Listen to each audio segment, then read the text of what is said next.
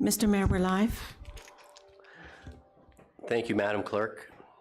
I want to welcome everyone to the council meeting of Wednesday, April 12th, 2023. We'd like to take a moment of reflection at this time, please.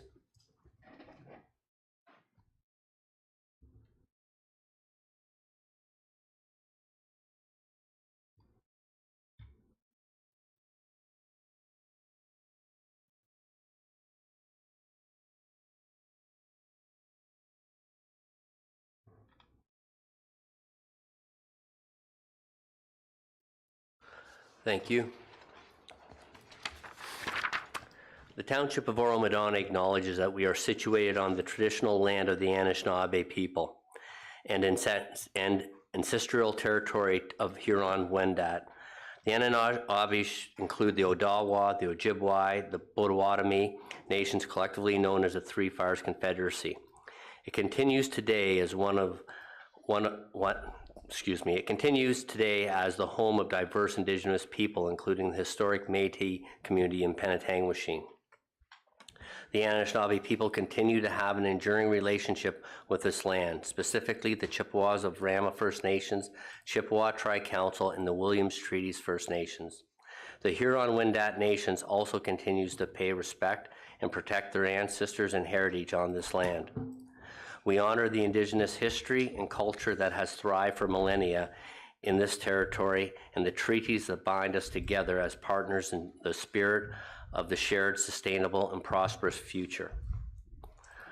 We are all treaty people. Our commitment begins with acknowledging the truth so that we can move forward toward reconciliations together. Madam Clerk, may we have a motion to adopt the agenda, please?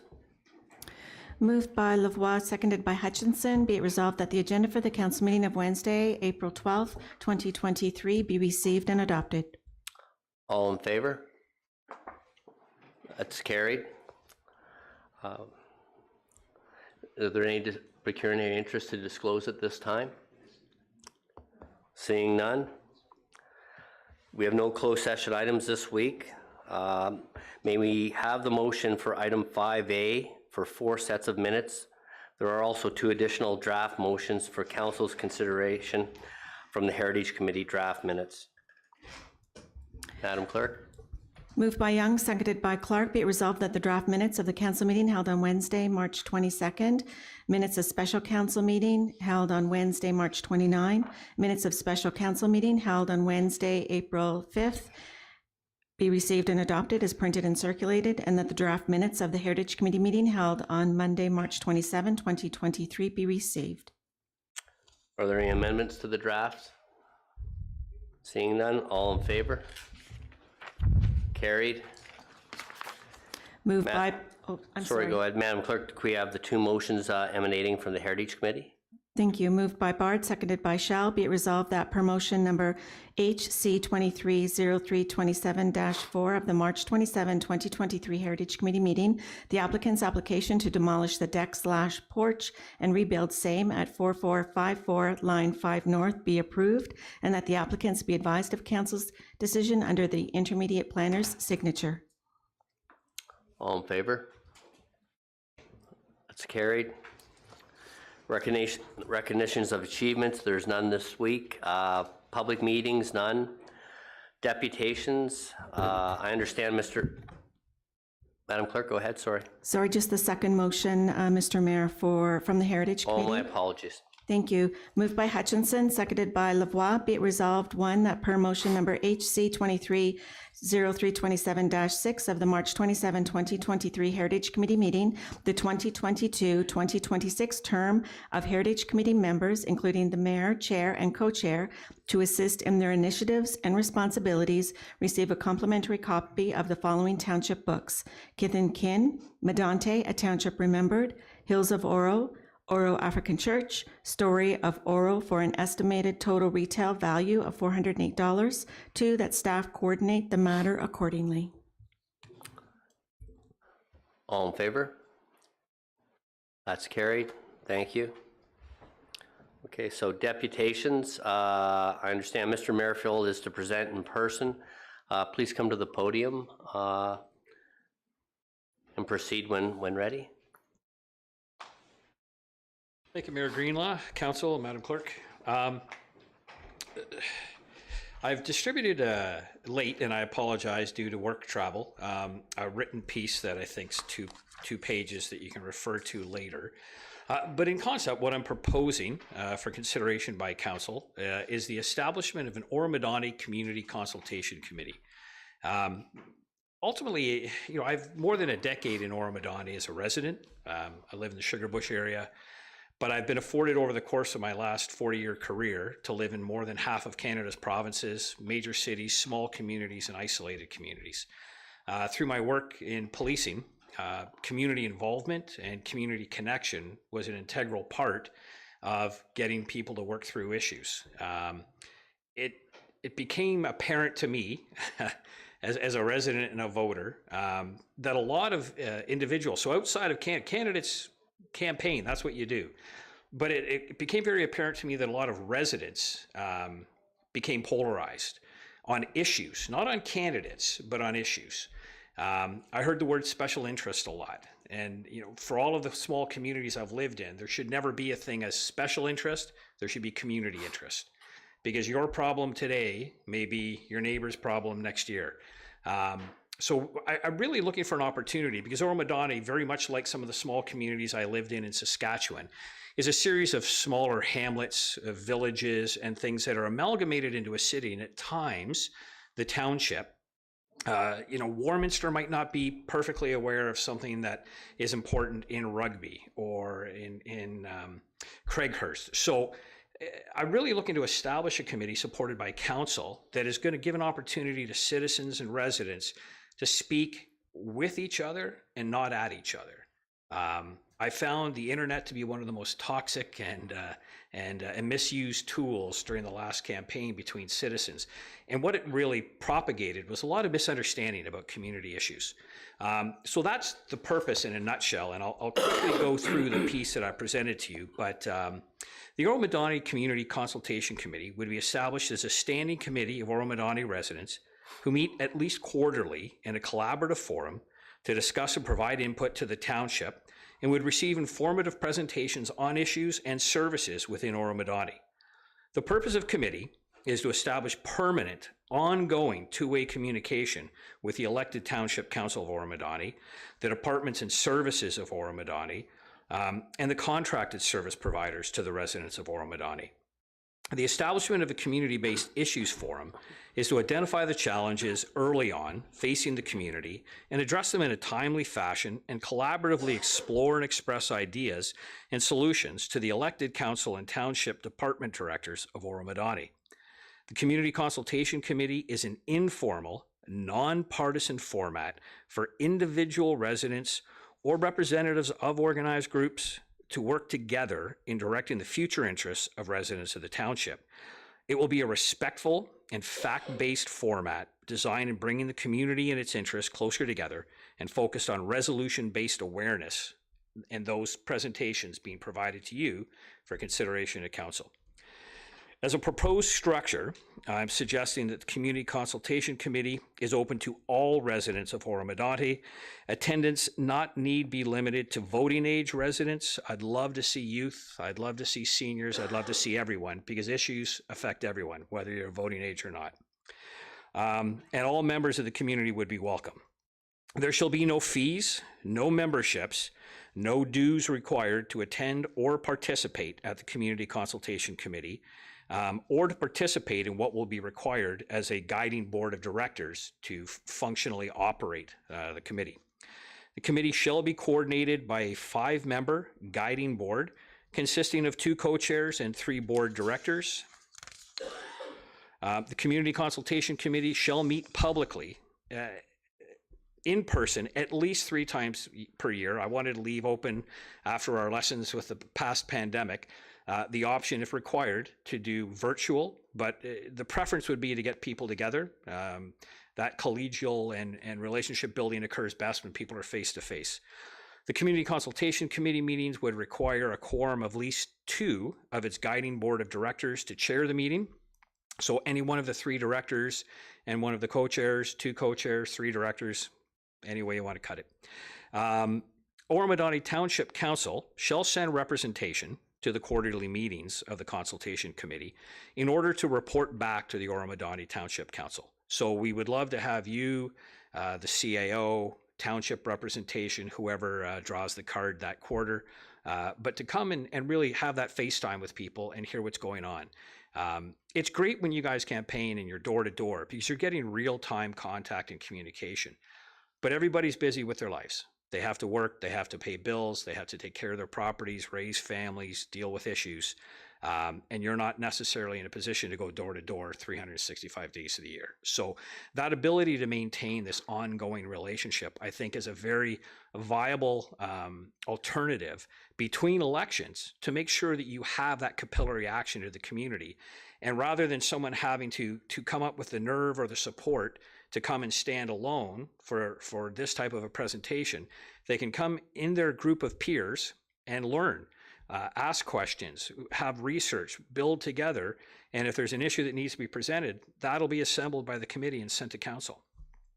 If someone has an opportunity with a solution, we'd love to package that up, send it over as well. So it's not just about identifying problems, it's about identifying solutions. The one thing I've learned in my decade here in Oro-Medonte is if you ask a couple of people on the street, they already have the solution to the problem. It's maybe just not getting to the right place.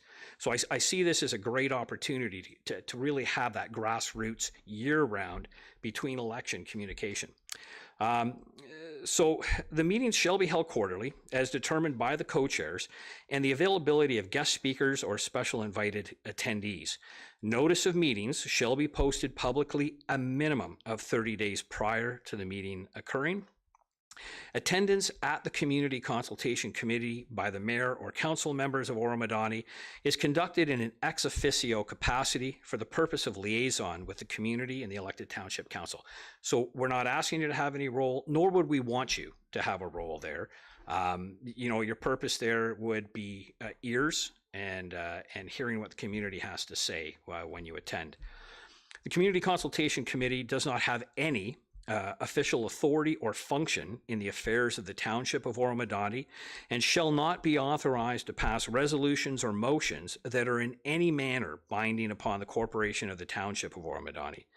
The recommendations or items provided by the Community Consultation Committee are strictly for the awareness and consideration of elected council.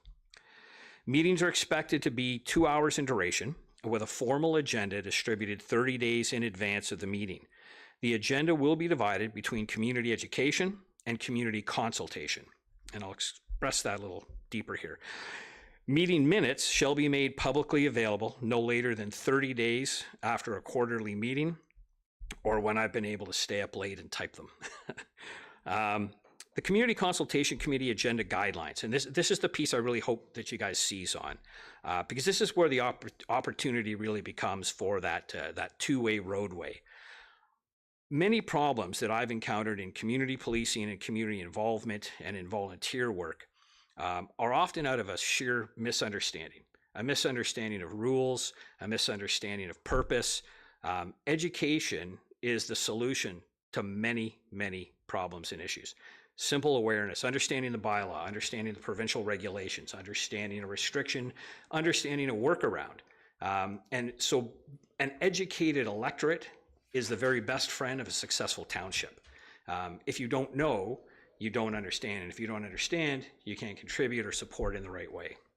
So the intention of the Consultation Committee meeting agenda is to engage in two primary activities. They'll be divided into the session where we'll bring in regular educational guest speakers. As an example, we would love to hear from Oro-Medonte Fire and Rescue Services, a predominantly blended full-time and volunteer service. There's growth in the community. We're building hundreds of homes over the next 2 years, which will put provincial requirements on the response time, the availability of full-time equipment, and the need for volunteers. No better person than the chief and their staff to come and speak to the community and explain that, because knowledge is power. And if that brings them volunteers or understanding or connections to get the support they need, then mission accomplished. And again, this goes to the education of the electorate and the residents by hearing from those who provide them the services directly. The second portion of the meeting. Mr. Merrifield, can I just interrupt for one Yes. sec, just because, Council, I think it's important we hear this deck through, because we have got a lot of emails regarding this deputation. So I know our bylaws have 10 minutes.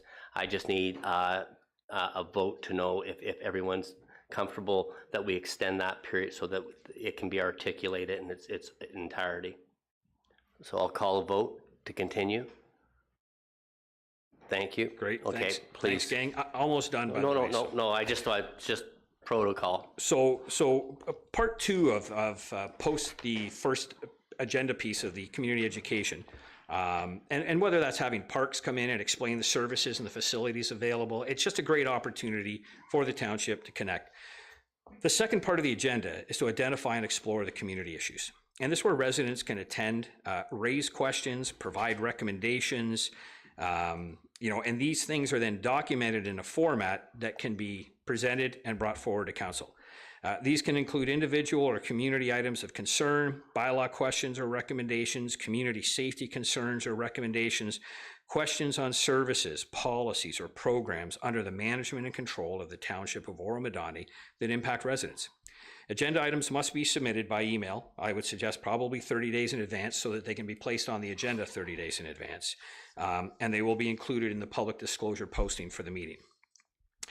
So in conclusion on it, the submission is intended to generate discussion here at Council for consideration of the establishment of a resident-based, nonpartisan committee for community issues and education.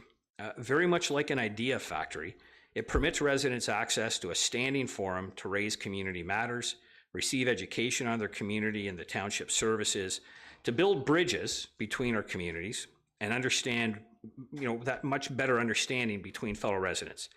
The contents of this proposal are very much open to discussion. So this is not a hard and fast. What I've submitted in paper is a speaking piece. I'm open to suggestion, input, ideas. I don't come with a finished product. I come with an idea. That said, the contents of the proposal obviously are open to discussion and input because the structure would need to be compliant with the Corporation of Oro-Medonte and the municipal acts governing from the province of Ontario. It is my hope the council will see value in the establishment of a community-based consultation committee and that the suggestion can generate and aid in the resolution of community issues.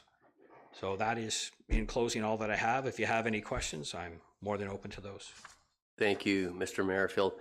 Council members, any questions or clarity you would ask for at this time? Councillor Clark. Thank you, Mr. Mayor. Through you to Mr. Merrick. Thank you so much for bringing this proposal forward. My one question is, obviously you're in the early stages of this, but how do we get the message out about something like this where constituents could be involved themselves? In the day and age that we live in, social media is the predominant newspaper, I think, that people read. And you're trying to say, hey, we don't want to use social media, I think, for the purposes of completing the meetings, but how do you intend on getting the message out so that everyone is willing and able to participate?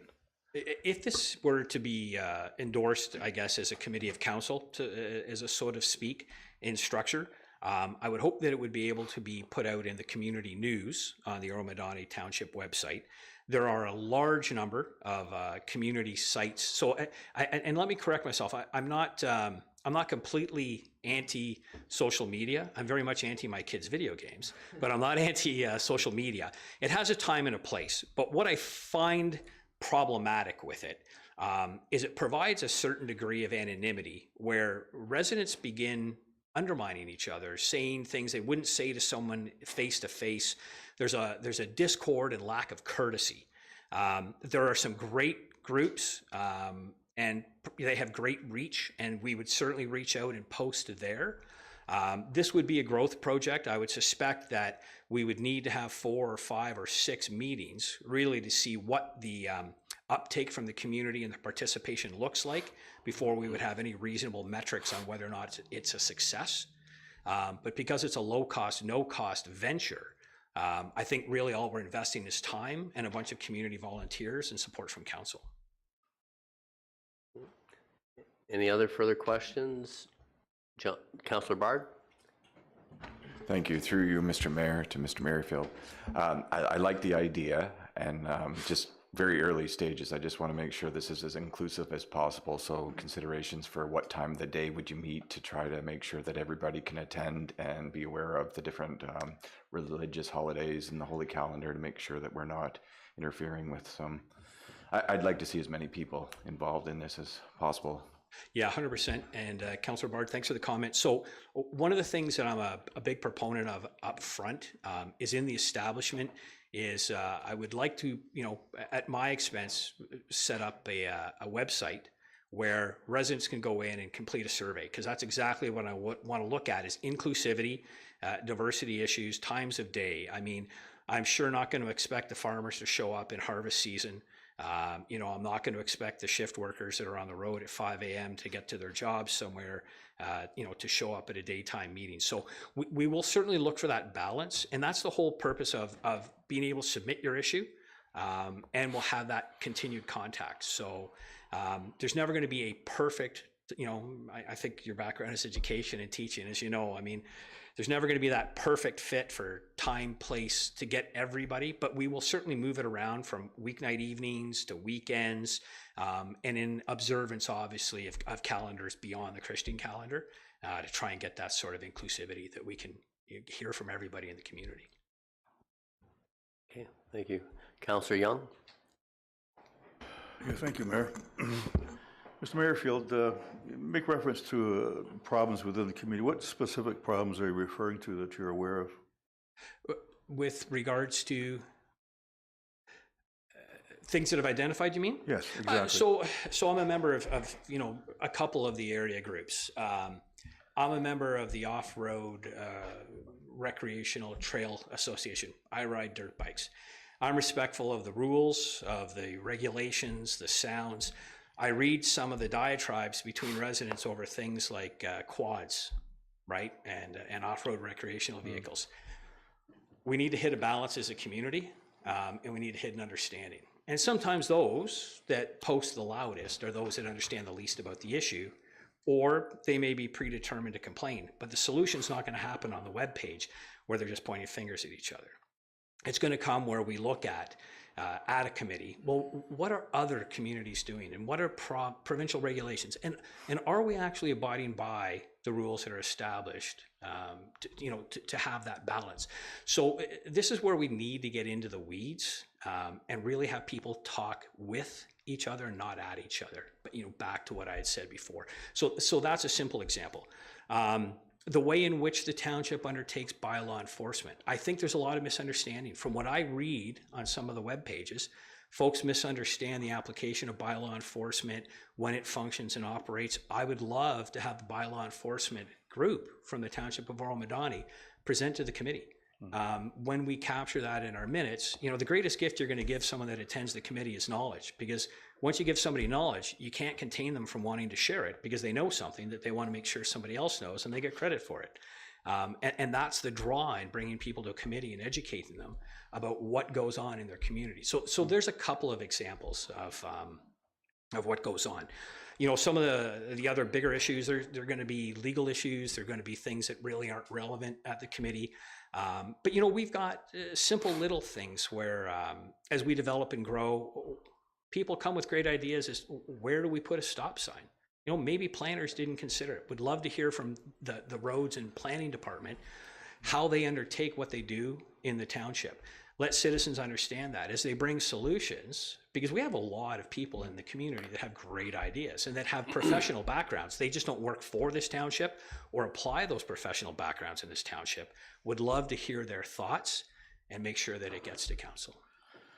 If I may, Mayor. Supplemental? Yeah, I just, that was the reason, Mr. Merrifield, that I asked you about the problems, because some of the more serious problems are in litigation before, and you can't really discuss those, as you well know, in any meeting type of thing, because it's before the courts type of thing.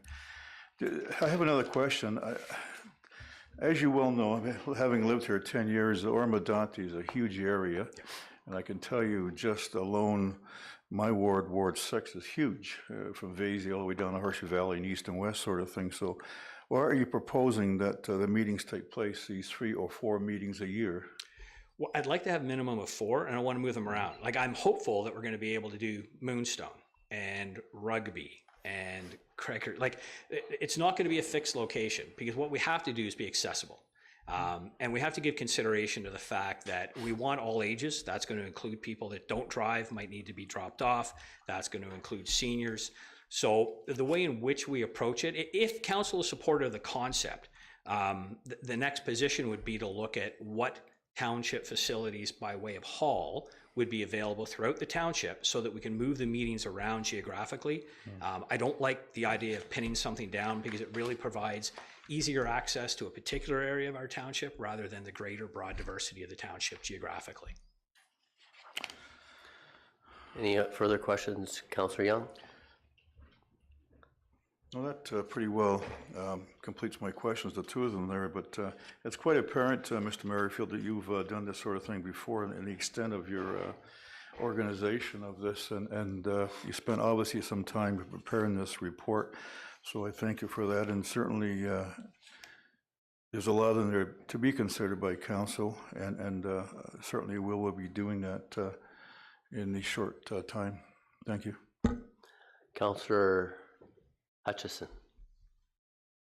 Through you, Mayor Greenlaw, thank you, Peter. I appreciate what you've done and the time that you would put into this, and the fact that you've recognized that there is polarization in some of our communities, and what fosters that polarization. It's very evident. So I commend you for being a good citizen and coming up with this concept and presenting it to us. My question for you would be how we did talk about social media as an engagement tool, but how else do you see yourself engaging so that we're actually getting fulsome participation from multiple groups of people?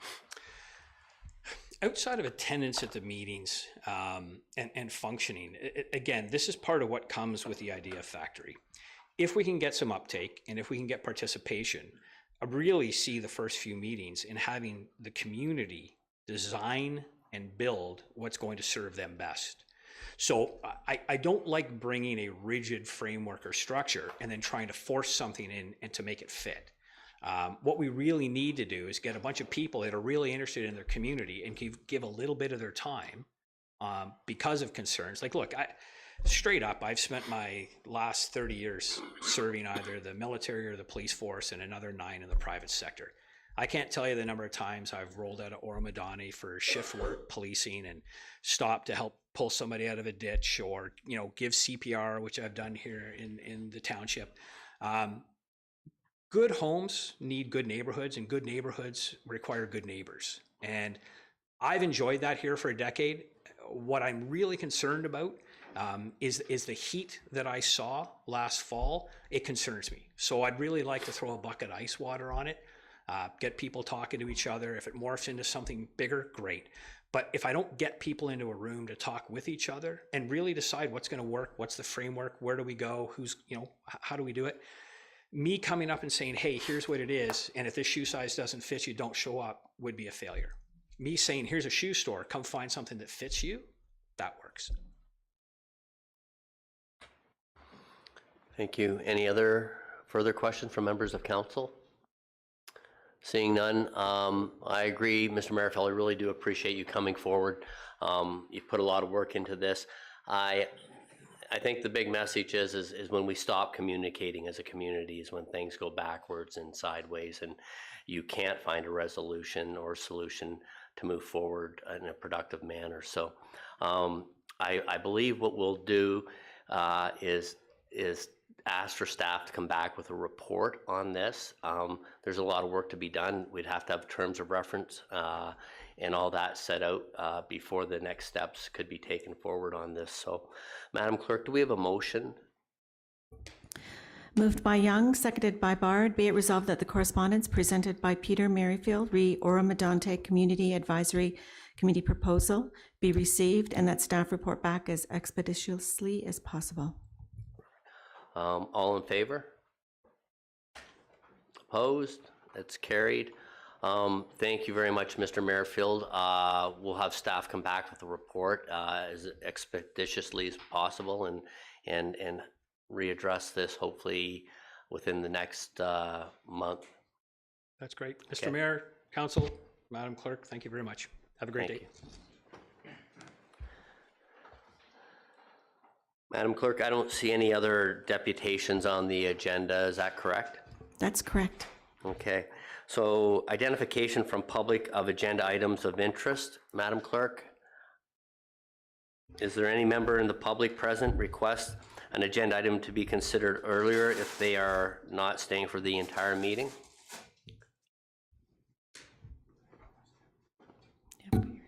Could you please step to the mic and just identify it for me, please? Thank you, Mr. Mayor. Ian Veach, 114 Highland Drive. Yes, Ian Veach. It's good to see you all again, by the way, just to rub that in. First of all, I just wanted to give you a brief introductory comment on some of the council agenda items that are going forward, particularly 13B, which will be tabled later by our Deputy Mayor Lavoie, which is great.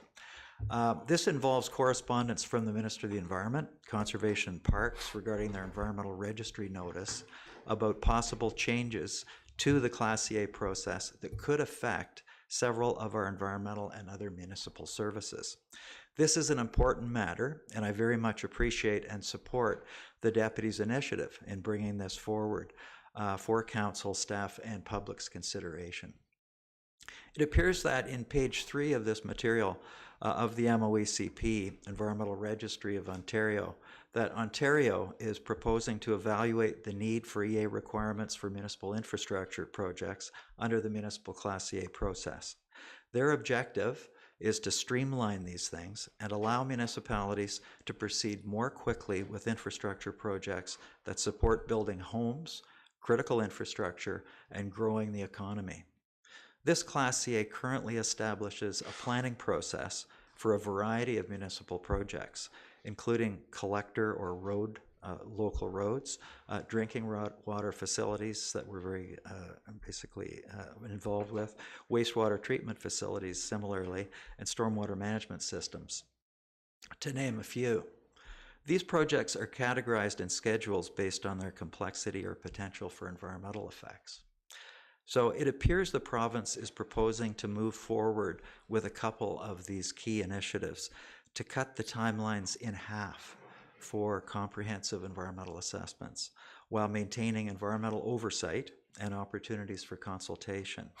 The township has until May the 9th, as we know, deadline to provide any required comments on these matters. We certainly want to ensure that with any increased speed of approvals and potential reduced costs, that the environmental aspects are fully protected and understood in the process of these municipal projects. As our upcoming municipal councillor of the township's Municipal Services Corporation, myself, I want to thank council and staff and our constituents for your ongoing consideration in ensuring that sufficient environmental safeguards are fully provided for in any possible reductions of our class environmental assessments, especially that may affect our critical municipal projects, such as our sensitive drinking water and wastewater treatment systems, to name a few. I'm sure Deputy Mayor Lavoie will have further comments to make later in the history here, and I would like to forward to a working system that you all have and are able to move forward with, and I will leave that with you, Mr. Deputy Mayor. Thank you very much, Mr. Mayor. Thank you, Mr. Veach. Sorry, Madam Clerk, I think we kind of did two things in one shift there. So we covered what was to be brought forward, and we also covered off open forum. So I guess at this point is there anyone else who would like an item brought forward, and then we'll go to open forum? Okay, would anyone, so Madam Clerk, we'll do open forum, we'll finish open forum, and then we will bring item 13B forward. Is that okay? Thank you. Okay. So now that we're part of open forum, if you'd like to come to the mic and give your name, address, and please make your comments. Mr. Mayor and Council, I'm Hartley Woodside at 16 Rowanwood Road in Laurie's Ward. I want to apologize for not having gone through Lori initially, but this came up and then there was Easter weekend and I didn't really see it until yesterday, so it was a bit of a rush. I think I made a mistake on the item number in the piece that I sent out. I called it 3C and it should have been 11C. So I'm here and Alan Baker is here as well. We are both members of the Coulson Area Environmental Committee. And Alan has just indicated he'd like to speak for a few, not for very long at the end, if that's all right. Yep. So I'm here on behalf of the Coulson Area Environmental Committee regarding the removal of the holding provisions on Forest Heights. We are primarily concerned that the conditions of draft plan approval, which created the Environmental Committee, be met with respect to the formation of a homeowners association. According to the protocol of that committee, a representative of this association will ultimately take the developer's seat on the Environmental Committee. This matters because the Environmental Committee is mandated and financed to continue monitoring Braystone, Diamond Valley, and Forest Heights for at least another 25 years. Affected residents should be involved in collecting and interpreting the monitoring data. It shouldn't just be agencies of government or opponents at the OMB, which is where that's our portion of the committee. As of February 2022, that last February, the purchasers of homes in Forest Heights had been informed of the need for a homeowners association, but one had not yet been created. So our question is, has that been accomplished? Or is there a plan to do so now? And if not, does the timing of that creation relate to the holding provisions or the registration of the subdivision? Our concerns arise partly because Diamond Valley was also mandated by the same Ontario Municipal Board decision of 1994 to create a homeowners association, and to our knowledge still has not done so. Secondarily, our only comments on the municipal servicing works concerns the incursion onto Rowanwood lands, which occurred last year during the build-out of the stormwater facilities and was brought to the attention of the developer and his engineer and the relevant ministries, also to Oro-Medonte, and Mr. Whitley was in attendance at that time. But the MNRF, MOE, and Fisheries and Ocean through the MNRF. It was our understanding that MOE would observe the condition of the wetland recovery, and if it was not recovering, then further considerations would be necessary. Has this occurred? That was my understanding, was this was to occur prior to Christmas, and I'm wondering if that has occurred. There was also considerable erosion on the property, on the Forest Heights property, brought to the attention of the municipality and the developer, which was going to be addressed with silt fence. Has that been done? So those are some questions. I know this isn't a forum for questions and answers, but I leave that with you, and that's why I sent it out. And I just hope that, I appreciate your hearing this through, and I hope that you'll follow through with Derek and just see where things are at with this development. And further, if there's at any time, council or members of council are interested in knowing more about the history of that committee and what's been done over the years, Alan or I or any other member of the committee would be happy to accommodate that. Thank you, Mr. Woodside. Thank you. Any questions of members of council or any comments of clarification?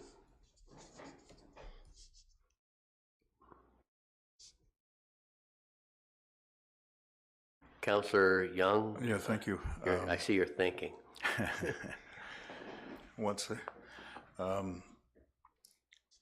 This is in Ward 1, I believe, and I don't know if any of those questions can be asked today, Councillor, given that Mr. Whitley is here, I believe, and that's entirely, I don't know if I'm certainly he would like perhaps some of those questions.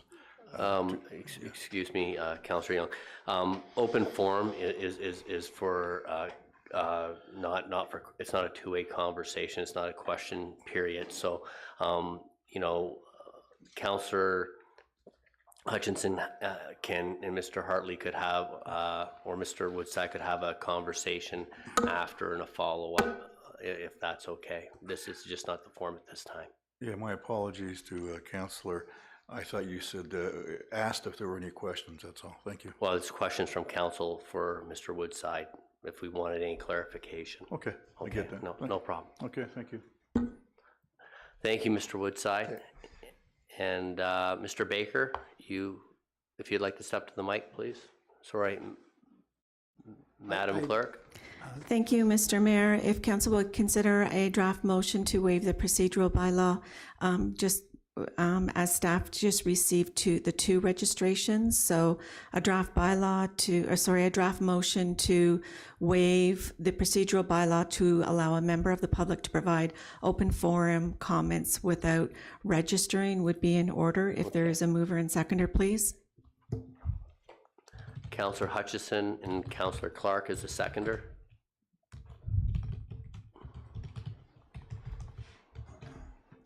Thank you. Moved by Hutchinson, seconded by Clark. Be it resolved that procedural bylaw 2017-165 be waived to allow a member of the public to provide open forum comments without registering through the designated process.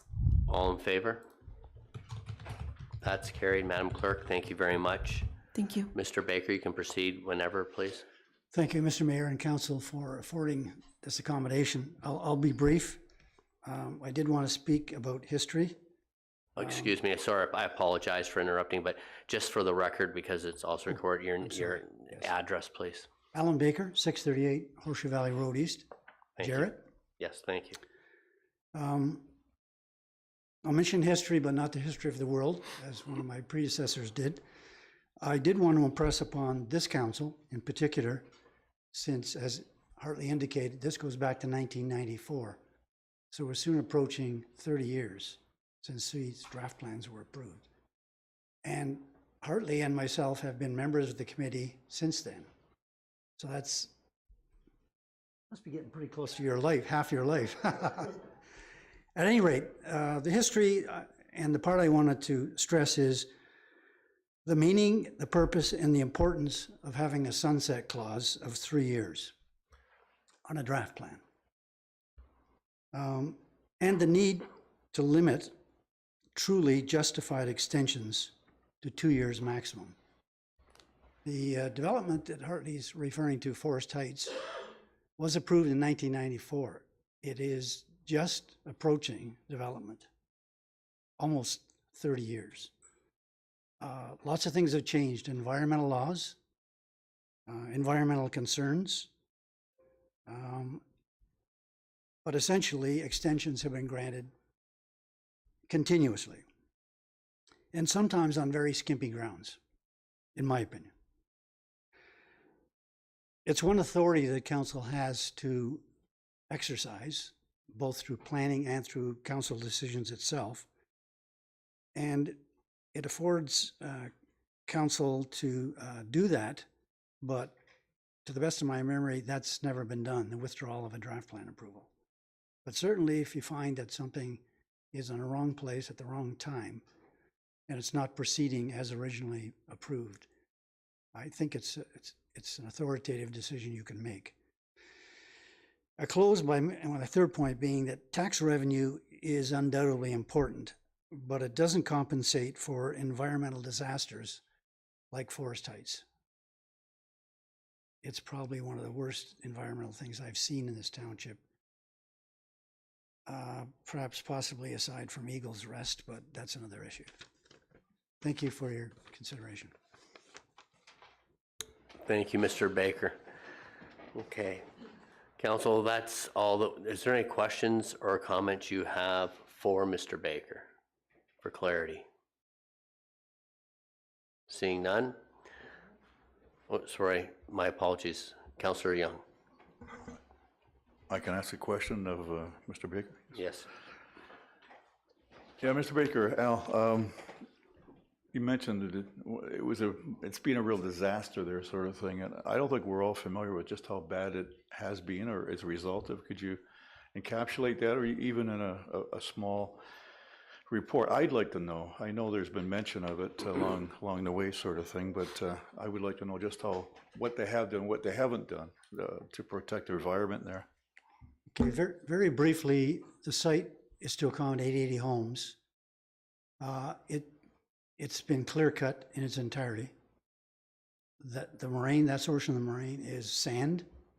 As a result of it being left barren, there was a major erosion problem, which Hartley has referred to, which went into an environmentally protected zone, neighboring area. I don't know how quickly the homes are going to be sold. When we did the last site inspection, Derek Whitlib was with us, as well as a developer. It was noted the erosion was continuing. There was a decision made to put up, I'll call it snow fencing, but an erosion barrier. We don't know, because I haven't been back on the property to see if that's happened or if it's helped. But it's also eroding in the other direction into the back of the properties in Sugarbush and having an impact on those property owners. So it's a pretty serious problem. And the best advice I can give is visit the site and see it for yourselves. You can drive in. There's going to be some time involved before the development is completed. Maybe Hartley can add something to that. I was just going to suggest that if people wanted to come, we could organize a visit to the site. I think that would be within our mandate to do that. If people were interested, I think it might be illuminating and be available to do that at any time. I hope that helps. Almost any time. I just wanted to correct one thing Alan said about the clear cutting. Oh, Do I have the right to do that? yeah, please stop it. Thank you. What my understanding is that Forest Heights undertook, for reasons and with the municipality's understanding, and I think for perhaps reasons that were justified, I don't know, but they undertook to, because of their experience, these were the Forest Heights is now owned by the people who built the homes at Diamond Valley. And their experience in preserving the cover at Diamond Valley was that they thought the trees were vulnerable. And so at Forest Heights, they chose to clear the lots and keep the forest in sections. My opinion is that turned out to be an awful decision, because an enormous amount of property was exposed and then left exposed, and that's where the erosion occurred. So I don't dispute what Alan's saying about the damage. It's just, I do think that they had provisions for forest cover. It's just the way it was exercised. And I think that was a real learning experience, I suspect, for the township as well, but that really has not worked out. Perfect, thank you. Okay. Any other comments or questions? Councillor Young. Thank you, Mayor. I just want to comment on the clear cutting there. If you go down the 7th line south of Horseshoe Valley Road on the, excuse me, with the west side, just south of Rowanwood, you can see how they've done clear cutting along the roadside there on township property beyond what was, I guess, the property of the developer there. And it would appear there has been no supervision of the contractor there as to what or how far he can cut, but clearly there has been unnecessarily a cutting of the older trees there. But that's an issue for I guess another time that we can discuss as to a bylaw. So thank you. Thank you. Any other questions from members of council? Seeing none, I thank everyone for partaking in open forum this week. It's much appreciated, and your feedback is important, and we will definitely take it under consideration as we move forward. So we'll move on to item 11, reports of municipal officers for action. May we have a motion for 11A, Madam Clerk? Mr. Mayor, there was a request from a member of public to bring forward item 13B Okay. during the identification, if council would like to deal with that item. Sure, that's fine. Let's move the 13B and have the motion for 13B read, please. Thank you. Moved by Lavoie, seconded by Young. Be it resolved that the correspondence from the Ministry of the Environment, Conservation and Parks and presented by Deputy Mayor Lavoie, re-environmental registry notice be received and referred to staff for a report. Thank you very much. Deputy Mayor Lavoie, would you like to make any comments on this, please? Yes, I would. Thank you very much. And I'd like to thank Mr. Veach and the other citizens for their support on this matter. It is quite important, I believe. We do know that the province is making a number of initiatives in different areas throughout the sweeping, vast landscape of municipal legislation. I would recommend the public to have a look at this posting on the ministry's website and respond as you see fit as individual citizens. I'd certainly promote that. The proposal was, comment period is up until 60 days, open until May 9th, so there's not a lot of time to respond, but individuals can do so fairly easily, I think. And I'd like to request that from CAO Dunn that perhaps you could comment on the environmental assessment requirements and see if it's possible for us to have something submitted as a township on May 9th through our staff. Thank you very much, through you. Thank you, Deputy Mayor Lavoie. CAO Dunn, would you like to comment, please?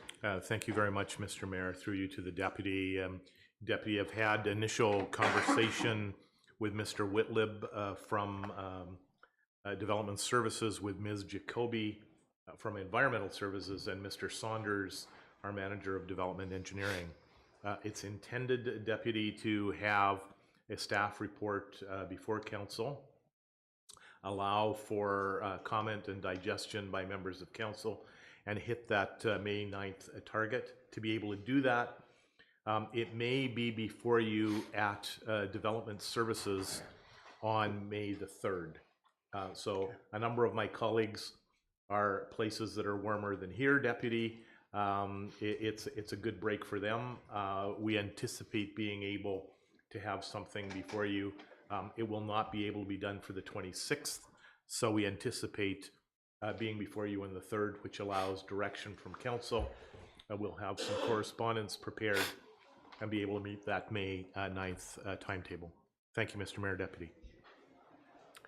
Thank you, CAO Dunn. Any comments or questions from members of council regarding this matter?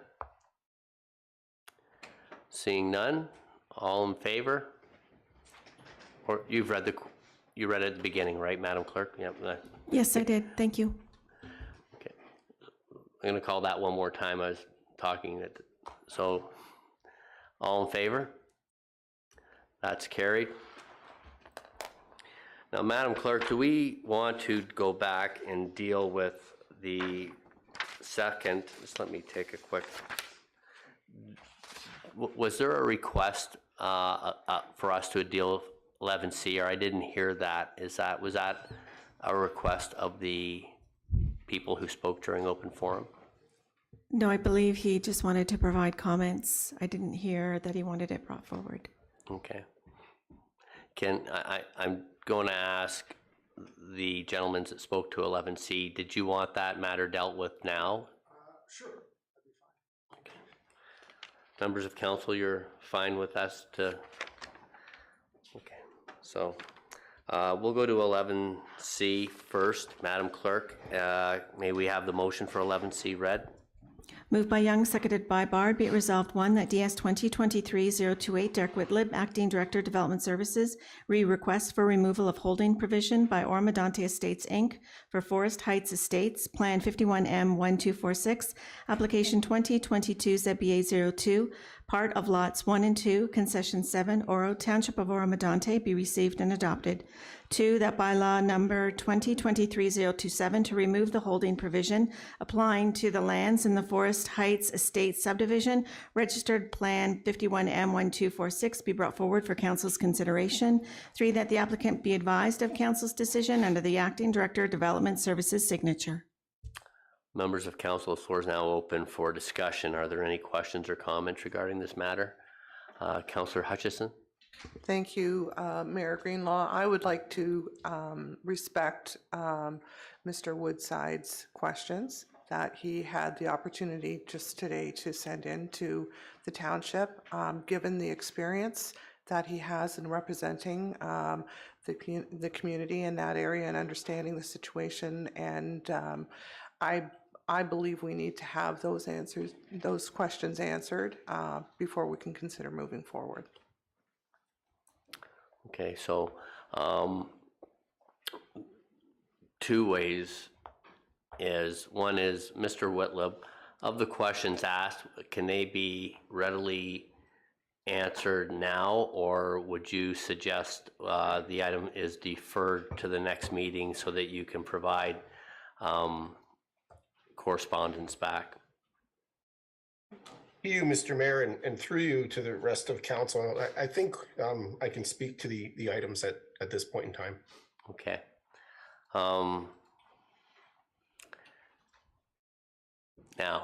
my memory's good, but I don't memorize every question that... If I may, I think that one of the first questions was with respect to the formation of the homeowners association to participate in the environmental monitoring. And one of the questions was whether the formation of the homeowners association was tied to the subject matter of the report, that is the removal of the holding provision. So while there are specific criteria set out through the draft plan conditions that carried over into the subdivision agreement for the removal of the holding provision, and there's certainly also provisions in the draft plan conditions and in the subdivision agreement for the formation of the homeowners association, the two are not tied.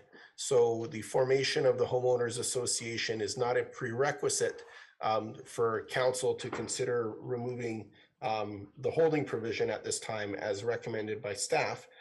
Having said that, and I appreciate and I thank Mr. Woodside for providing me with his the information he was going to present today, because it afforded me the opportunity to reach out and get an update from the developer on the status of the homeowners association.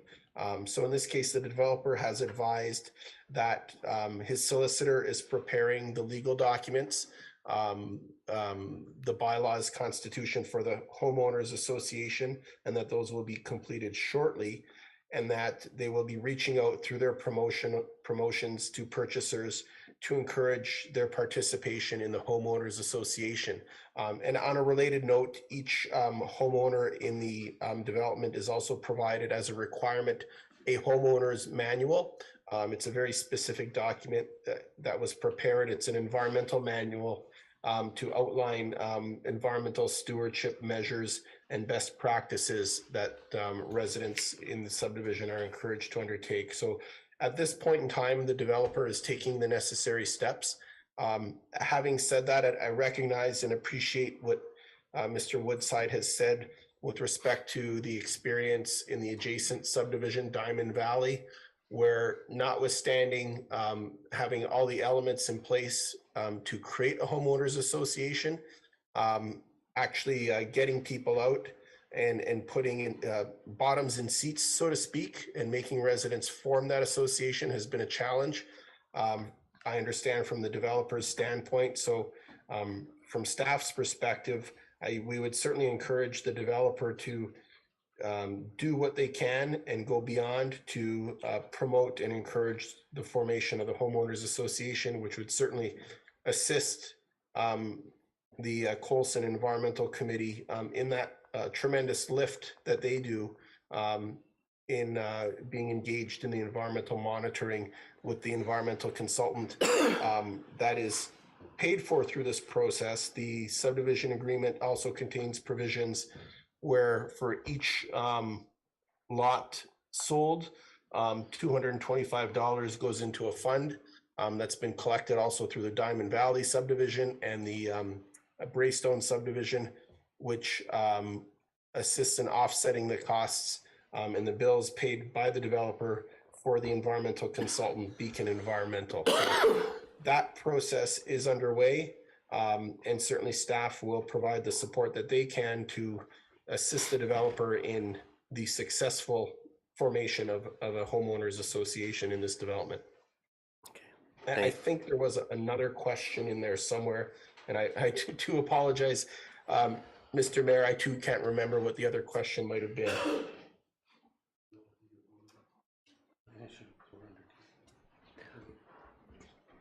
Oops. I believe the other question had to do with the erosion limitations that were being undertaken. Yes, thank you. So in that case, what Mr. Woodside and Mr. Baker referred to was an event that occurred in the fall of 2022. Notwithstanding that there were erosion and sedimentation controls in place, there was a significant rain event which resulted in a blowout of the erosion siltation barrier and put a lot of silt into the adjacent wooded area. The developer did respond to that and engaged Beacon Environmental, the same consultant I mentioned earlier, to go out and assess and make recommendations on remediation. I too personally have not been out on site since I was out there with Mr. Woodside and Mr. Baker, but I understand from the developer that remediation is ongoing. I also understand from the developer that their engineer monitors all erosion controls monthly around the perimeter of the subdivision to ensure that they're up and in place. And certainly where that blowout did occur, all the erosion and sedimentation control measures were restored, as well as some additional intervening erosion controls higher up the slope to help mitigate in the event that a similar rain event occurs, that we won't just repeat what happened last fall. Thank you, Mr. Whitlib. I had a question from Deputy Mayor Lavoie. Yes, thank you very much, Mr. Mayor. Through you to Mr. Whitlib, I think the other question may have related to the matter of wetland recovery, insofar as I guess that there was an intent to monitor whether damage might have taken place early on. And I suppose my own question with regard to this is, at what point would the formation of a citizens committee prevent the project from moving forward? Was the milestone event something like the assumption of the development by the township? Thank you very much. Thank you. Through Mayor Greenlaw to Deputy Mayor Lavoie and Council. So I don't want to conflate the erosion blowout with the environmental monitoring. So referring back to the 1994 draft plan conditions that Mr. Woodside mentioned, this subdivision was approved with conditions that there would be both wetland monitoring and groundwater monitoring occurring both during and after development to ensure that construction activities and subsequent residential occupation of the development was not having negative impacts on the groundwater or on the adjacent wetland. So that's what that monitoring is and is ongoing. with respect to the environmental committee, and as we heard from Mr. Wood's side, the conditions imposed by the Ontario Municipal Board back in '94, while they certainly required and set up a structure for the formation of the Residents Association, they did not provide a mechanism that would sort of put a halt in the process or in the people moving in the development in the event that that association was not successfully formed. And that's the dilemma we certainly have in the adjacent Diamond Valley Estates subdivision, which is now built out. And you know, that function of the environmental committee has been a big lift performed by individuals like Mr. Woodside and Mr. Baker, without the benefit of having residents participating and being members of that committee. So in answer to that question, should the formation of a residents association not be successful, there really is no mechanism. There is no mechanism for the township to say, whoa, you know, we need to stop issuing permits or take some other action. What we can do as staff is certainly continue to work with the developer. You know, speaking somewhat off the cuff, there may be opportunities for the township itself to promote and encourage the formation of the committee, recognizing that we've had a lackluster success in that regard in the previous subdivision in Diamond Valley. But the committee itself, the presence of a committee isn't a prerequisite to the development proceeding. It's just something the Ontario Municipal Board identified as and I think it was a progressive approach, but the mechanisms probably weren't fully fleshed out at that time in that decision, and there's no ability to sort of create new mechanisms or new conditions at this point in time. Okay, thank you, Mr. Whitlib. Any further questions? I see Councillor Young. Yeah, thank you, Mayor. Derek, I'm just reading from your report on the matter, and page 2. I'm just, what is the status of the road connections on Horseshoe Valley Road? You indicated here they have been completed or part have been completed or in the process of being completed. So what is the actual status? And you refer to it again someplace further in the report there that they're almost completed. Yeah, certainly. So through the mayor to Councillor Young and the rest of council. So works related to the realignment of the Line 6 North intersection with Horseshoe Valley Road, works that are within the limits of the subdivision land have been completed. They have not received final assumption, obviously, but they have been completed. Now, what is incomplete is a connection to Line 6 that is just outside, just west of the subdivision lands, and it's near where currently Hickory Lane connects with Line 6. So there's a gap there that has not been constructed yet, and the reason it has not been constructed by the developer is that the land transfers between the private individuals who now own the lands that used to be part of what were known as the Indian Park Association lands. All of those land transfers have not yet been completed. In speaking with the township solicitor the week before last, the latest update staff have is that all of the private individuals involved in that land transfer have agreed to the transfer. The substantial majority of them have either completed their transfers or have meetings already scheduled with the solicitor, with the township solicitor, to sign the transfers. Each transfer requires a sit down, either in person or virtually through Zoom or a similar platform, with the township solicitor's staff to complete the transfers. There's one remaining member of the public who has not scheduled the necessary meeting with the solicitor. I understand from the solicitor it's a bit of a communication. There's some difficulty communicating with the individual for a number of factors, but our solicitor is confident that they will be able to schedule that one and complete the transfers. So that's where we are there.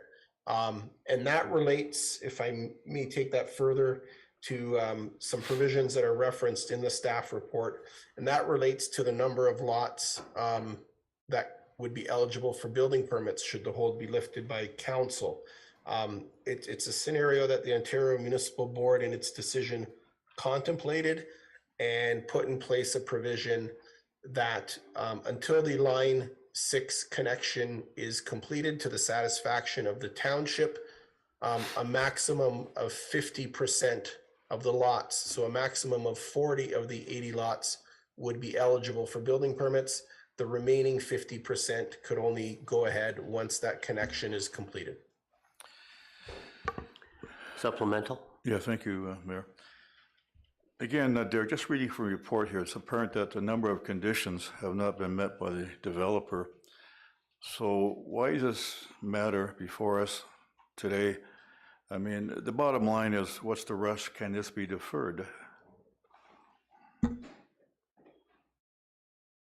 Through the mayor to Councillor Young and council, in fact, the conditions for the removal of the hold, as outlined through the draft plan conditions and the subdivision agreement, have all been met, save and except for one piece that relates to substantial completion, and that is the energization of the electrical system by Hydro One Networks. So the conditions include that the subdivision be registered, the subdivision agreement be registered, all financial securities be in place, and that the engineering works be completed. So all that is in place. The only piece that we're still waiting on is the energization of the electrical, and that's a piece that the township does not have control over. Hydro One marches to their own timeline, but it does not affect any of the physical infrastructure that's already been installed and inspected.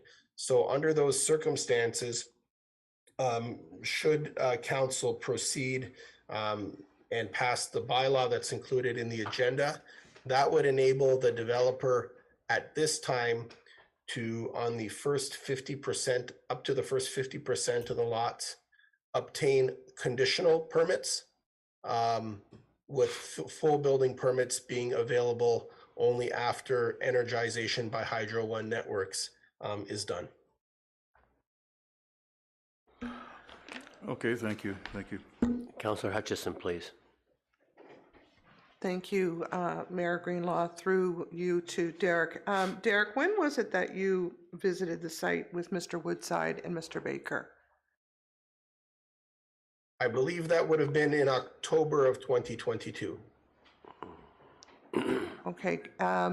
Is there an opportunity for you to go back and just ensure that the remediation is actually taking place as the developer has expressed?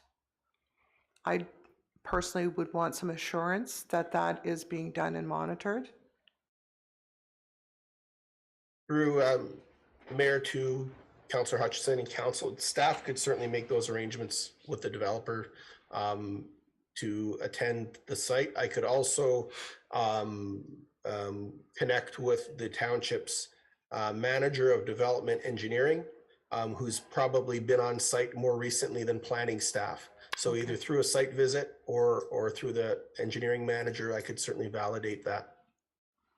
Yes, I feel that I would want to have some confidence that that's happening. Thank you. Councillor Young. Yeah, thank you, Mayor Greenlaw. Just coming back to your report, Derek, page 4, reading, the majority of the Line 6 Horseshoe Valley intersection works have been completed, and the land transfer process is nearly complete. In light of my questions, in light of your report, in light of Councillor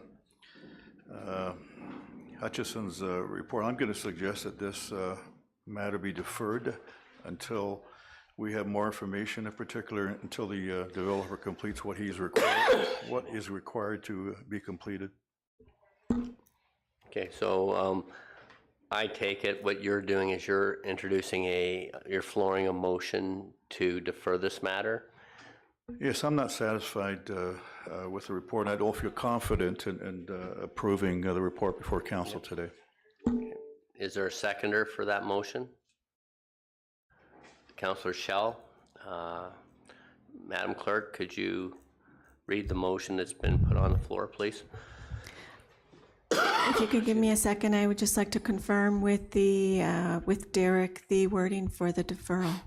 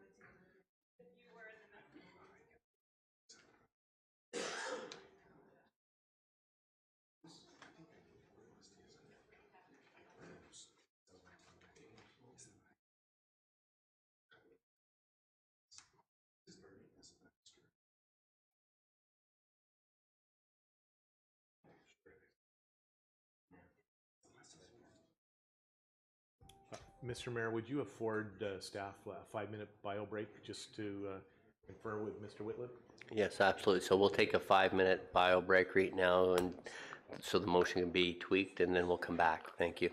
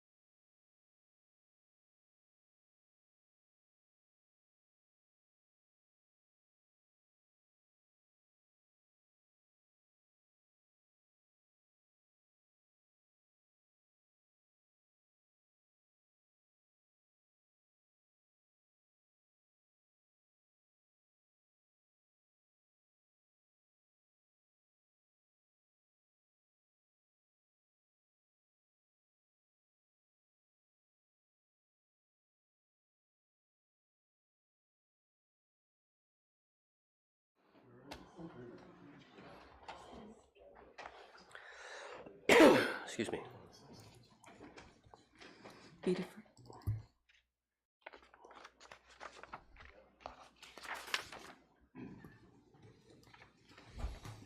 Mr. Mayor, we're live. Thank you, Madam Clerk. So we are back. We are going to continue with 11C. I will take, if there's any other comments before we put the motion on the floor, Councillor Schell. Yes, thank you, Mayor Greenlaw, through you to Derek Whitlip. Derek, I hadn't heard anywhere along here, and I haven't had a chance to read the report. Has there been an environmental engineering done on this site to deal Yes. with the to deal with the erosion? Mr. Whitlib, I don't think he heard you the first time. Please say that again. Yes, sorry.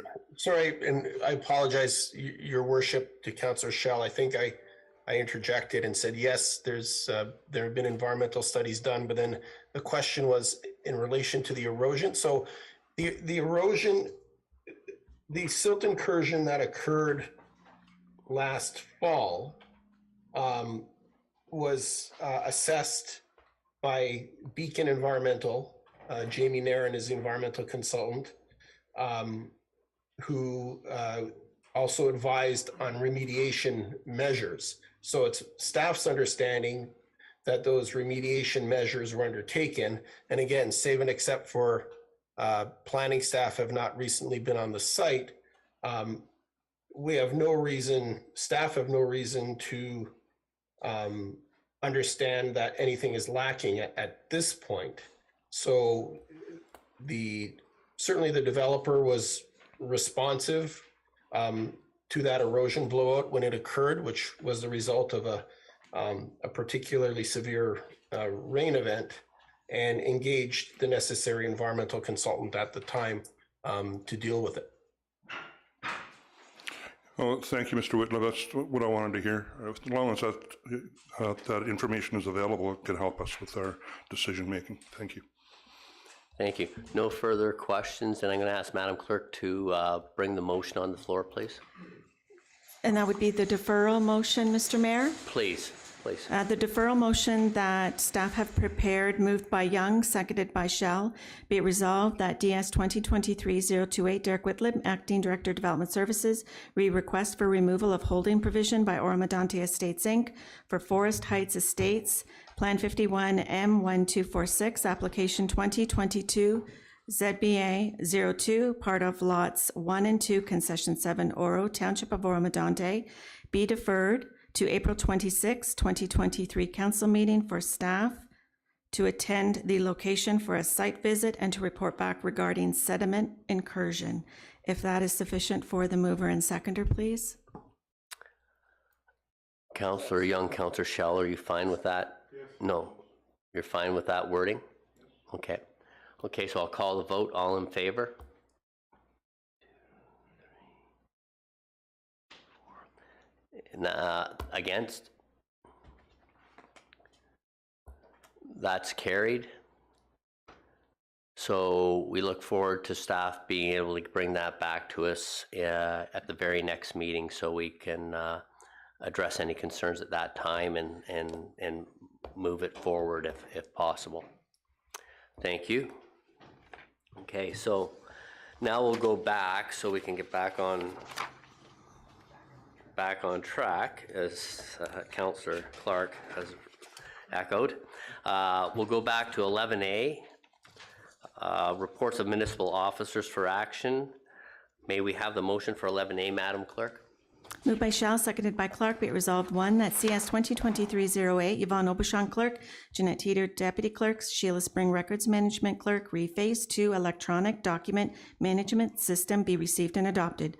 2, that the Electronic Document Management System, EDMS, be provided to Ricoh Canada Inc. as an expansion to an existing service agreement, Laserfiche, in the amount not to exceed $87,830.23 plus HST.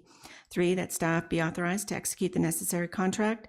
4, that the proponents be advised of council's decision under the Director of Corporate Services signature. Thank you, Madam Clerk. Members of Council, the floor is now open for discussion. Any questions or comments? Councillor Clark. Thank you, Mr. Mayor. Through you to staff, can I just get a background and maybe a refresher? I know budgets just occurred, but the scope of this project has been budgeted for about $250,000. You're asking for $87,830. Help me fill the gap there. Is there more to come as part of this process as we transition to this records system transition? Thank you, Mr. Mayor. Through you to Councillor Clark, it's Donna speaking. Yes, there are a number of different components as part of this. A significant portion of this will also be devoted, and there will be a further report back to the digitization or the process of taking our existing paper records and actually digitizing them into an electronic format. So we do anticipate that that will be a significant portion of the remaining budget. In addition to that, there are some additional resources that we anticipate will be required to provide some backfill for staff to enable those that are the experts in their departments to go and deal with their actual paper. It's not an easy process to transition the volume of paper that we have into digital records. So there will be some additional processes that will be brought forward to council as we're ready with that.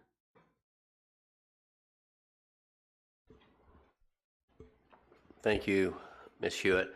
Any further questions? Seeing none, we'll call the vote. All in favor? Opposed? That's carried. May we have a motion for 11B, Madam Clerk? Moved by Lavoie, seconded by Hutchinson. Be resolved, one, that CS 2023-15 Jeanette Teeter, Deputy Clerk, read 2023 Oro-Medonte Citizen and Ontario Senior of the Year Awards be received and adopted. 2, that Judith Banville be approved by Council as the recipient of the 2023 Oro-Medonte Citizen of the Year Award as voted by the Citizen Senior of the Year Advisory Group through the approved voting process. 3, that Pauline Chappell be approved by Council as the recipient of the 2023 Ontario Senior of the Year as voted by the Citizen Senior of the Year Advisory Group through the approved voting process. 4, that staff proceed accordingly to arrange the 2 award recognition ceremonies. 5, that the recipients be notified of Council's decision under the Mayor's signature. Thank you, Madam Clerk. Comments, questions at this time? Councillor Hutchison. Hi, thank you, Mayor Greenlaw. Through you, my understanding is that this year we received over 25 nominations for these awards, which is just incredible because I believe the previous year there was 2 or 3, just a handful. So I think it really speaks to the engagement of our community members and other community members acknowledging all the great work that they do. So I was really delighted to hear the response. And I'm not sure who I should ask the question to, but perhaps we could get some clarification on who is responsible for the selection process, just so the public knows how the nominees are actually chosen. Would that be possible? Thank you, Mr. Mayor, through to Councillor Hutchinson. Previous reports have approved the voting process as vote by mail. The nominations are advertised throughout the township through the various social media, website, email to the various groups, and any resident is welcome to submit a nomination for consideration. I'm sorry, through you, Mayor Greenlaw, maybe I wasn't clear. Supplemental. How is the person chosen then? How is the winning candidate selected? Thank you. The recipients of previous awards are automatically part of the Citizen Senior of the Year group. And when the nominations are received, packages start as early as February and mailed out to the group members, letting them know of the deadlines and the approved process. The nominations are received by a certain deadline, and then packages are mailed out with ballots and a return private and confidential envelope to staff. Staff are after the deadline with a witness open and tally the ballots. Does that answer your question? Thank you. Thank you, Madam Deputy Clerk. Just a follow-up to Councillor Hutchinson. So just from a quantitative standpoint, how many, if it's put out to the previous one, like how many approximately would go out, be mailed out to be mailed back, selecting the individuals? There was 20, Mr. Mayor, thank you to Mr. Mayor and members of council. I believe there were 27 total.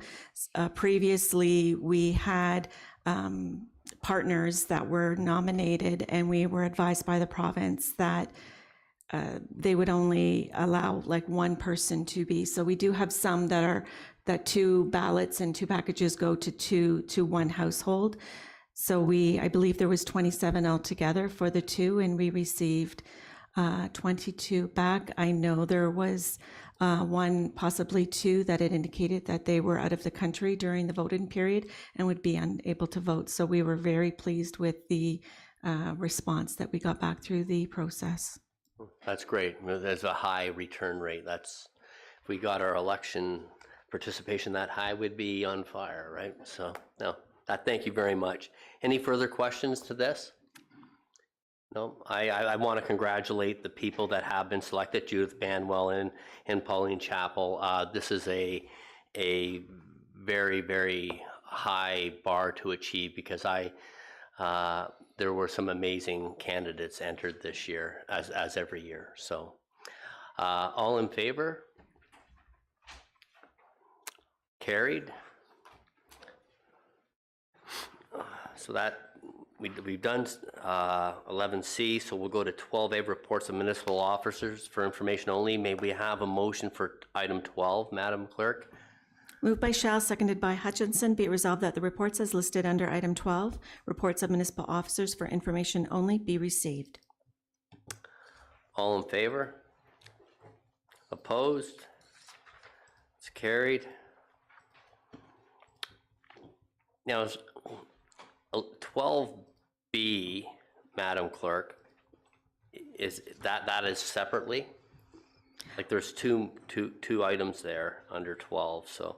Correct. The item 12, there's one motion for all of the reports because the reports are for information only. So there may be multiple reports from meeting to meeting, but it's just one motion similar to the minutes to be received. Okay.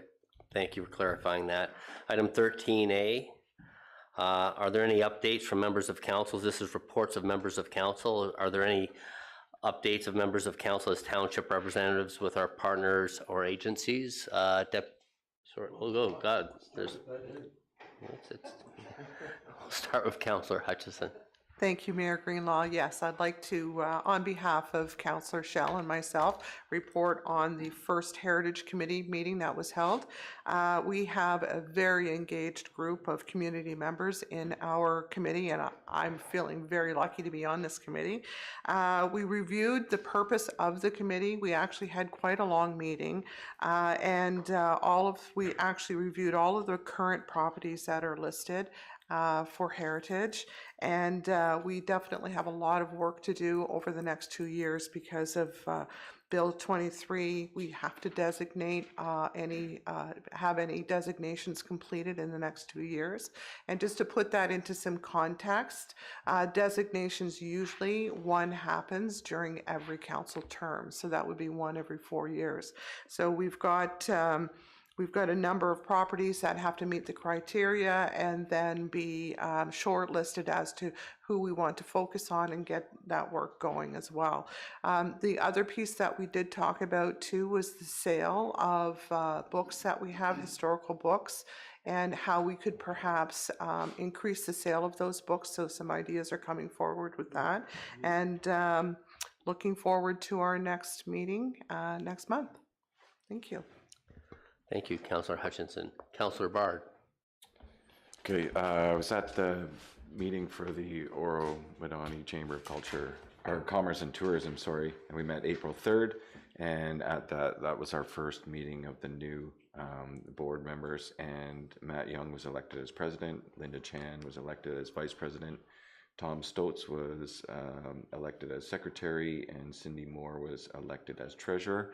And moving forward, the Chamber of Commerce and Tourism is having a job fair and business expo at Mount St. Louis Moonstone on the weekend of April 27th and 28th. Thank you, Councillor Bark. Councillor Clark. Thank you. Through you, Mr. Mayor, to the floor and to the members of the community. I was fortunate to be at the Berrien Area Physician Recruitment meeting last week, and we were provided with some highlights, myself as well as members of Barrie and Springwater councils. These are 12-month highlights, so April to April. 15 new family docs to Berrien area, which is obviously significant, and what that really means is they're doing a very good job at replacing those who are retiring, which is a better scenario than a lot of other municipalities in the world, in the sense that we're at least keeping up with those who are retiring, because something like, I'm not going to get the numbers very perfect, but like 35% of all Ontarians are serviced by a doctor who's over the age of 60.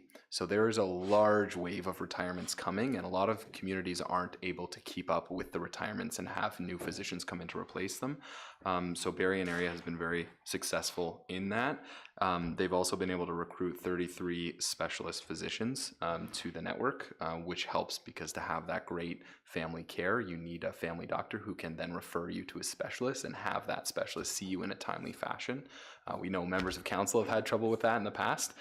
So, overall, good news to hear from the physician recruitment. Thank you very much, Councillor Clark. Deputy Mayor Lavoie. Thank you very much, Mr. Mayor. To council, staff, and the public in general, three items really, I suppose. First, the county meeting yesterday, the biggest issue was the development of a 154 mixed use and income commercial and affordable housing development in Barrie on Rose Street, near the Canadian Tire off Bayfield, just for everyone's reference. It will cost between $175 and $185 million. It will generate approximately $1 million a year in revenue and pay for itself in a period of 40 to 50 years. So that's a very important development, and the fact that it's mixed use and mixed income is very important from a social perspective, so as not to create singular sort of economy homes that can turn into a different sort of environment. So this is very good, and I'm pleased to see that it's moving forward through the county. The Lake Simcoe Regional Airport first board meeting was this morning. I'm very unhappy. It's very unhappy to announce that the 4 Flair 737 jets that are there are not for the purposes of attending resorts in better climates. They're there because they were seized as a result of a default on monies owed. There are a couple of very important airport improvements to highlight, because this airport is in our community. The runway will be lengthened to 7,000 feet for a cost of $15 million. This will allow 737-sized jet aircraft to land and take off fully loaded. So that's important, so that in the future the airport can serve a commercial activity. The intent is to have it like the Waterloo Regional Airport. What's significant about that is, of the 12 airports north of Toronto, this is the most northerly one. So the next northerly airport is in North Bay, so quite a ways away. So this airport is crucial to the development of this entire area. The other major development is a $17 million wastewater treatment facility on the airport property to service the commercial clients and to protect the environment, generally speaking, from the activities of the airport. I did ask the staff there to at least communicate to the public with regard to these projects, because I know there are concerns that were voiced to me about the impact in the area of the airport. It is a key economic gem for Simcoe County, but it will have impacts, and some of them will not all be positive. These developments will take place in the years of 2025 and forward. And the other critical aspect of this airport is that it is seeking certification as an airport. Right now it's operating as an aerodrome. Transport Canada has not certified an airport in over 40 years. So Transport Canada itself doesn't have the institutional knowledge in certifying airports at this point, but there are standards that they'll go through to make that happen. So once again, that's something that's not going to happen for some time. And I believe, oh yes, the final thing is that the mayor and I are attending the Good Roads Conference next week, and we have 3 delegations with ministers or their executive assistants. They are the Minister of Immigration and Training, Labor, Mr. McNaughton, or Minister McNaughton, Minister Mulrooney of Transportation, and Minister Clark of Housing and Municipal Affairs. So we hope to be able to promote the message of Oro-Medonte and seek to also make them aware of our community concerns and the things that we'd like to see done as priorities here. Thank you very much, and that's my report. Thank you, Deputy Mayor Lavoie. Councillor Schell. Yes, thank you, Mayor Greenlaw, through you to the rest of the council and members of the public regarding the Orillia District practitioner retention and recruitment. Like Mr. Clark told you, it's pretty much a ditto for Orillia. They're very thankful, by the way, for the donation that we gave them. They're going to put it to good use, and they're moving forward. Their next meeting, it was to be April the 20th, but it's been postponed to April 28th. So I'll have more information after that next meeting. Thank you very much, Councillor Schell. Any other at this point? No, that's okay. Actually, just a couple of comments. Deputy Mayor Lavoie and myself will definitely be lobbying as hard as possible for the province to step to the plate with the crossing at the Warminster School. That is a very, very high priority. So hopefully we get some action and support on that. That will help alleviate the cost being directly bared by the township of Oro-Medonte.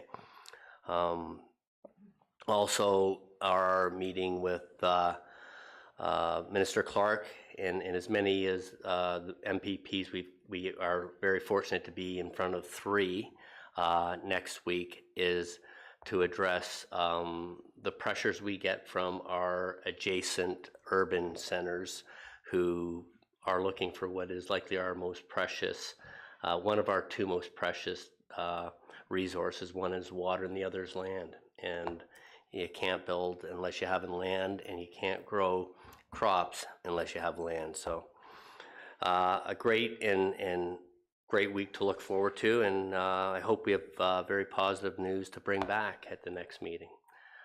Okay, so that is, just want to make sure where we are now, so I'm the next would be announcements. So I don't think, are there any announcements from members of council at this time? Councillor Hutchison. Thank you, Mayor Greenlaw. Through you, I just wanted to recognize that that the Homeowners Association in Horseshoe Valley, HVPOA, has traditionally hosted an Easter egg hunt for the community and for the kids, and that had been curtailed by COVID, and people really missed it. And they were able to have one this past weekend. They had over 80 children attend, and it was a great success. So it was a really terrific community event. Very nice to see it back, and great work by the volunteers. Yes, just to expand on Councillor Hutchinson's comments, is there were a multitude of Easter egg events for the kids to partake in. I know I attended one in Moonstone with Councillor Young, and Hawkstone revitalized theirs since the communities come back together to ensure that the community hall stays active and relevant.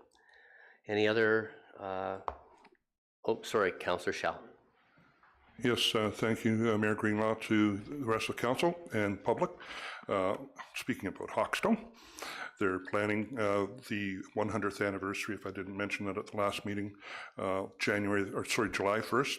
They're going to have a parade, and they're also trying to implement some flags, banners around the community. So they're working on that project, and they're looking for some support and funding wherever they can get it. And they're working with the schools. The schools are going to be making the banners to put around the community. Perfect. Thank you very much. Councillor Young. Yeah, just to announce that on April 22nd of this year, next Saturday, the Carly Community Hall is holding a pancake breakfast. So from 9 a.m. till 11 a.m. and I've been there on several previous years, and it's well worth going. Thank you very much, Councillor Young. Okay, so that's it for announcements. We'll now move to a consent agenda. Is there any item that a member of the council wishes to have pulled for discussion and recommendation?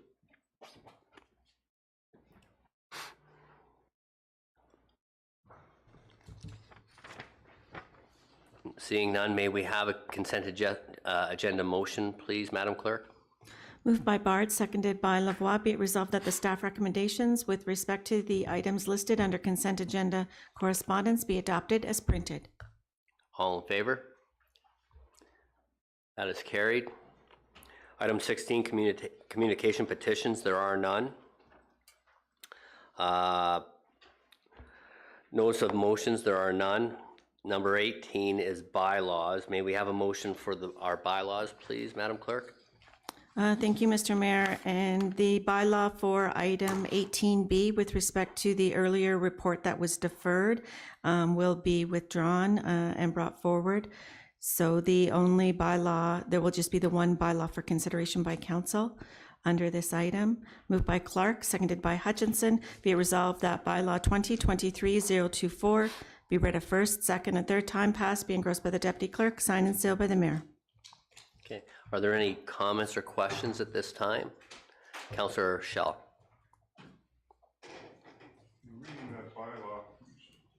Sorry, thank you, Mayor Greenlaw, to you and staff. I guess my reading of that bylaw is we are going to be giving the power from the council to staff to decide what things to keep in record and when to dispose of them. Is that correct? CEO Dunn, would you like to comment to that or bring clarity, please?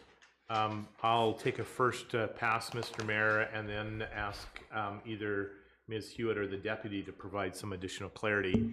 And that is correct. The bylaw that currently affords the authority to the office of the clerk to deal with records retention requires that bylaw to be updated regularly with council. It's a delegation of authority. Perhaps Ms. Teeter or Ms. Hewitt can provide some additional clarity to Councillor Schell's question. Certainly it's never intended to bring those matters before council, or we'll never get anything done other than bring forward schedules for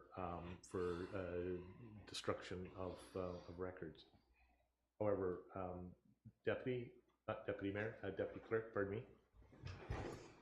Thank you, Mr. Mayor. To members of council, a report had been considered back in 2020 regarding the records retention bylaw, and that had been uploaded as background information for members of council. That staff report was received and adopted by council of the day, and that the clerk be granted delegated authority for establishing and amending the records retention schedule as outlined by the CAO. Councillor Schell, any further questions on that, or do you need more clarity?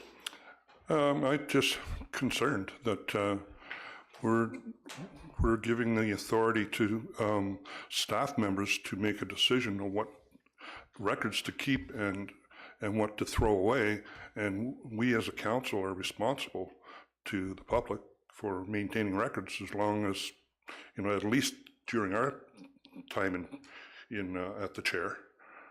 My thought on it. CAO Dunn wanted to respond to that. Mr. Mayor, I understand the concern by Councillor Schell. The one thing that I would say, Councillor, is the retention bylaw is a bylaw of council. You will lay out the files, the retention periods, and the destruction schedules that staff will follow. That's an administrative matter.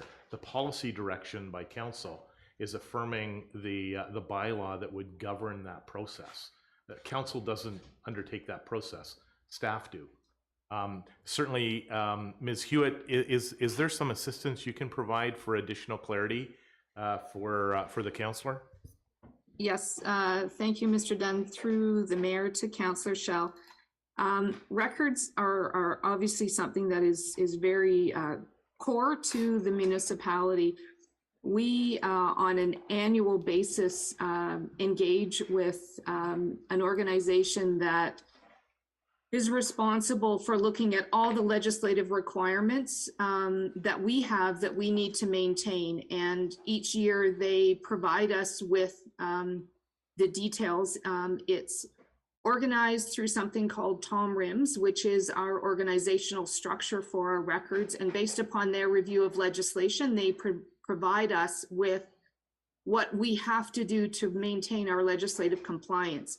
So as legislation changes, then so too does our records retention bylaw need to change so that we maintain that legislative compliance. So really, this is just something to really, I guess, simplify the process to ensure that we maintain that legislative compliance. Thank you very much, Ms. Hewitt. Councillor Young. Yeah, thank you, Mayor Greenlaw. Just so I'm clear about this, because I'm not clear on this, that, again, the clerk decides how long, just having listened to you, Donna, the clerk decides how long. I read this report several times, and nowhere in there do I see the current retention period is. My understanding, perhaps it's 7 years or 5 years or whatever it is, but we are not voting, as I understand from Mr. Dunn, that on the retention period, just what? Just that we are allowing or permitting the township clerk to decide on the retention of records, is that correct?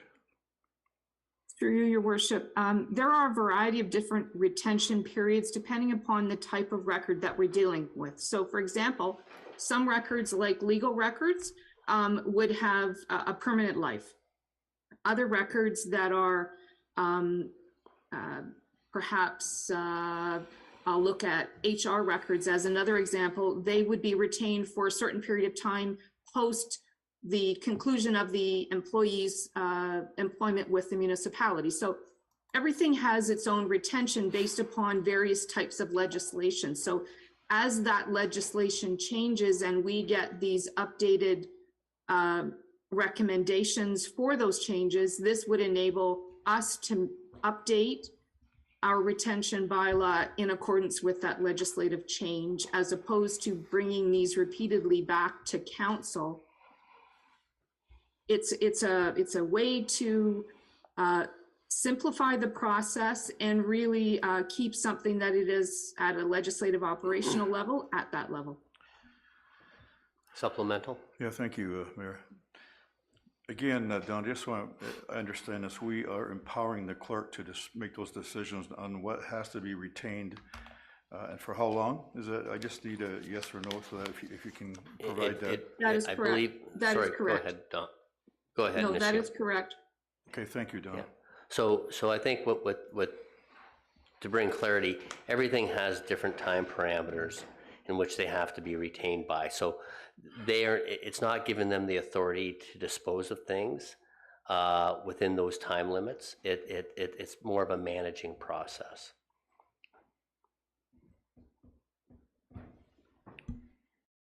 Is there any other clarifications or concerns before we call a vote?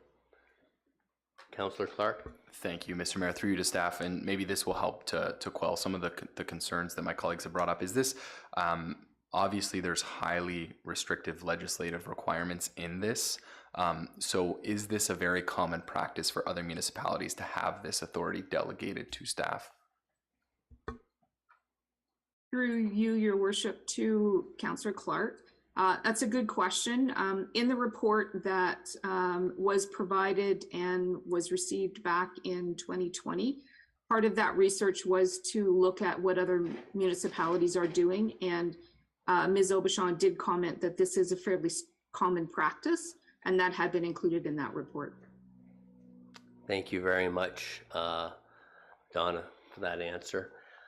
Okay, any other further questions? If not, it's all right. One more, thank you.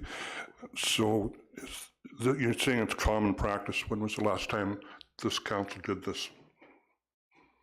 Mr. Mayor, for clarity, the last time the Council of the Corporation, the Township of Oro-Medonte updated a bylaw was in 2020, and that's why Ms. Aubuchon is coming forward with a refresh on the bylaw to this council. So I will ask a question to see how done. So this is a consistent practice that is consistent with the last term or two of council. Is that correct? That's correct, Mr. Mayor. As Ms. Hewitt indicated, it was grounded on best practices of a number of jurisdictions. Okay, thank you very much. Any other questions? Okay, I'll call a vote. All in favor? That is against, opposed? Okay. That's carried. Thank you very much. Now we'll move on to, how's it going?